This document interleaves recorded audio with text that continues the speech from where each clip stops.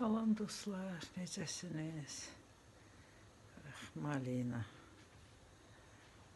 mürəbbəsi pəsoxlamışam. İndi asmışam üstünə. Artıq suyu çıxdı, astım üstünə. Taxta qaşıq vurmaq istəmirəm hələ ki. İstəmirəm əzilsin.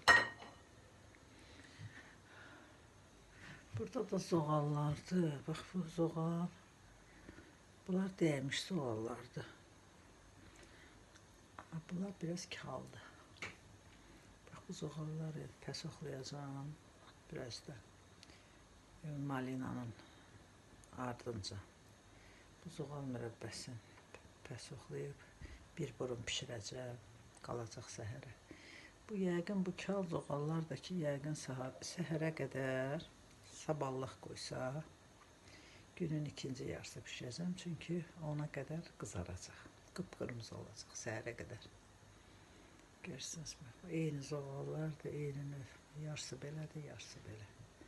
Kalları seçib qoymuşam qırağa. Altında laf kalları çoxdur, üstündə biraz ala qırmızıları var. Burada isə belədir. İndi mənim malina mürəbbəm, ən çox sevdiyim malina mürəbbəsidir. Suyu görürsünüz çıxır, suyu çıxır. Bayaq pəsoxlamışam, 1 saat bundan qabaq pəsoxlamışam artıq.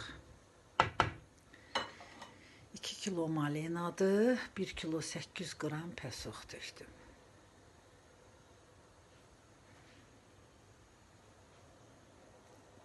Bir burum qaynara düşdükdən sonra bunun altını söndürəcəm. Tam soyuyana qədər qalacaq.